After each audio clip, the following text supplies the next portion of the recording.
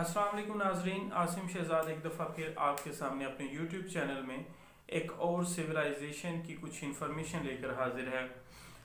मैंने अपनी पिछली वीडियो में जो कि चाइनीज़ सिविलाइजेशन के बारे में थी, उसमें एक रोड के बारे में जिक्र किया था, सिल्क रूट जिसको बोलते हैं। उसमें मैंने आपको बताया था कि चाइना जो था वो अपने माल को जो वेस्टर्न जो मंडियां हैं, वेस्टर्न मार्केट है, वहाँ तक लेकर जाता था। चाइनीज़ जो सिल्क प्रोडक्ट्स थी, अब वो कैसे लेके जाता था?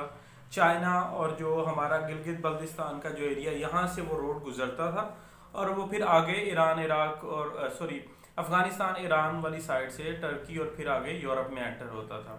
अच्छा, ये उस वक्त यहाँ पर एक और सिविलाइजेशन थी जो कि हमारे सारे नार्दर्न एरिया को कवर करती थी, अफगानिस्तान के कुछ एरिया को कवर करती थी, ठीक है, पंजाब के कुछ एरियाज भी उसके अंडर आते थे। और वो उस सिविलाइजेशन का नाम था गंधारा सिविलाइजेशन। जी, ये वो गंधारा सिविलाइजेशन है जो कि तकरीबन 1500-2000 BC में स्टार्ट होती है। उस टाइम पीरियड तक के जो कुछ फैक्ट्स और फिगर हैं वो हमें मिलते हैं। और इस सिविलाइजेशन के अंदर बहुत ज़्यादा आप कह रहे जो फेमस रूलर है वो आए और उन्होंने रूल किया, जिसके अंदर एक नाम अशोका का है। और फिर इसके अलावा कुशान रूलर्स जो थे उन्होंने बहुत अरसे तक इसके अंदर रूल किया। एक रिलीजन है बुद्धिज्म, आपने नाम सुना होगा। बुद्धिज्म जो रिलीजन था है, अभी भी है, वो उसका गढ़ था ये गंधारा सिविलाइजेशन। हमारे जो सवात के एरियाज, हमारा जो मेजर सिटी है जो गंधारा सिविलाइजेशन का जो था उस टाइम पे, टेक्सला, ये और KPK का सारा रीजन, अफगानिस्तान के बहुत सारे इलाके, वहां पर बुद्धिज्म जो था वो बहुत स्ट्रांग था, बहुत ज्यादा वहां पे फॉलोअर्स थे बुद्धिज्म के। आज भी अगर आप देखें तो बहुत सारे जो उनकी जो रिलीजियस प्लेसेस हैं अभी भी वहां पर हैं, जिनको स्टूपास बोला जाता है। एक हमारे यहाँ पर जो चकवाल के करीब एक एरिया, वहां पर अभी भी वहाँ जो बुद्धिस्ट स्टूपास हैं अभी भी हैं। फिर जो टेक्सला है, अब मैं आपको बताता हूँ इनके जो मेजर सिटीज थे। इसको किसी दौर में पिशावर वैली भी बोला जाता था, गंधारा सिविलाइजेशन को। इसके 3 मेजर सिटीज थे जी। एक था जो पिशावर, इसको जो अभी पिशावर नाम है, उस वक्त इसका नाम पुष्पापुरा था। 4 सद्दा का नाम था पुष्करावती, और टेक्सला को टक्षाशिला बोलते थे। ये वो 3 मेजर सिटीज थे। अब ये फेमस क्यों है? इसकी 2-3 रीजन है। एक तो हमें ये भी सबसे बड़ी रीजन इसकी ट्रेड है। वहां पर जो ट्रेड होती थी, वेस्ट से जो लोग आते थे अपनी चीजें लेकर, और चाइना से जो आते थे, तो उनका जो ट्रेडिंग पॉइंट था वो ये टेक्सला था, ठीक है जी। एक तो ये था, और बहुत ज्यादा टैक्स, यहाँ का जो गवर्नर होता था बहुत ज्यादा टैक्स कलेक्ट करता था, टैक्स यहाँ पर। और जाहिर सी बात है, जब बहुत सारे ट्रेडर्स एक मंडी में एक जगह पर इकट्ठे होते हैं तो उस सिटी को, उस एरिया का भी उसका बेनिफिट होता है। अच्छा, जब अगर आप हिस्ट्री के अंदर देखें तो ये एरिया मुख्तलिफ जो रूलर्स हैं उनके कंट्रोल में रहा, जैसे पर्शियन हैं, ग्रीक्स हैं। तो उनकी हिस्ट्री से भी ये चीज़ हमें पता चलती है कि जो उनका ये वाला रीजन था, यहाँ से वो सबसे ज़्यादा अर्न करते थे। यहाँ का गवर्नर उन्हें सबसे ज़्यादा टैक्स भेजता था। उसकी वजह ये जो ट्रेड है यही थी, चाइना की ट्रेड और वेस्टर्न ट्रेड यहाँ पर आके मिलते थे। फिर कहा जाता है कि दुनिया की जो सबसे पहली जो यूनिवर्सिटी है वो यहीं पर बनी थी। अभी भी आपको जाएं तो उसकी जो बाकियात है वो आपको टेक्सला के अंदर नजर आती हैं। टेक्सला के अंदर एक म्यूजियम है, वहां पर रखी हुई बहुत सारी चीजें जो है उनसे पता चलता है। तो यहाँ पर दुनिया की सबसे पहले यूनिवर्सिटी बनी, ठीक है जी।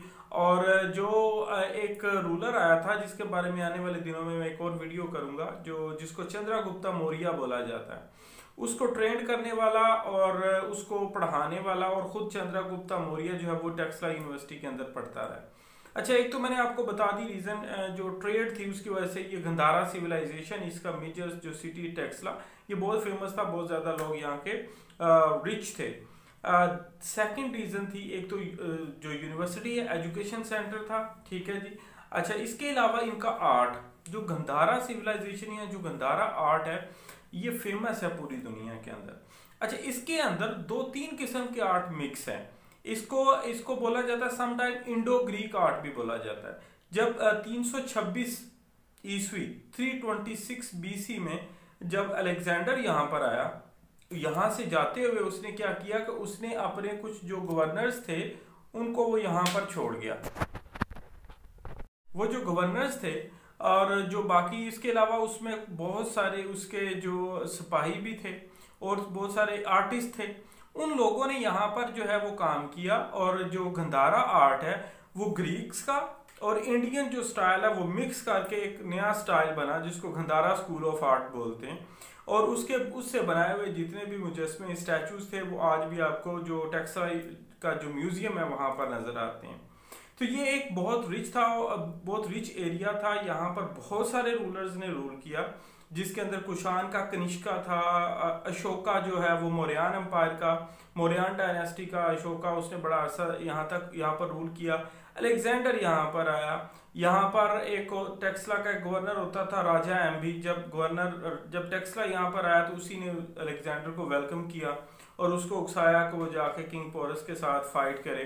तो यहाँ पर बहुत सारे फेमस जो लोग हैं उन्होंने रूल किया। ये एक आप कह लें कि एक मीटिंग पॉइंट था ट्रेडर्स का। अगर अभी आप देखें जो चाइना का जो एक सी पैक का या वन बेल्ट वन रोड या वन नेशन का जो एक मंसूबा है वो भी यही है कि वो सिल्क रोड और उस रोड से होते हुए यहाँ से आगे जाएंगे। तो गंधारा सिविलाइजेशन जो ये चाइना उसी चीज के ऊपर काम कर रहा है, जो उनका सिल्क रोड होता था किसी दौर में, उसी को दोबारा शुरू करने की कोशिश की जा रही है। तो ये कुछ इन्फॉर्मेशन थी जो मैं चाहता था मैं आपके साथ गंधारा सिविलाइजेशन से रिलेटेड जो है वो शेयर करूं। आने वाले दिनों में इंशाल्लाह हम कुछ और वीडियोस करेंगे जो कुछ और सिविलाइजेशंस के ऊपर और कुछ ज्योग्राफी के ऊपर बात करेंगे।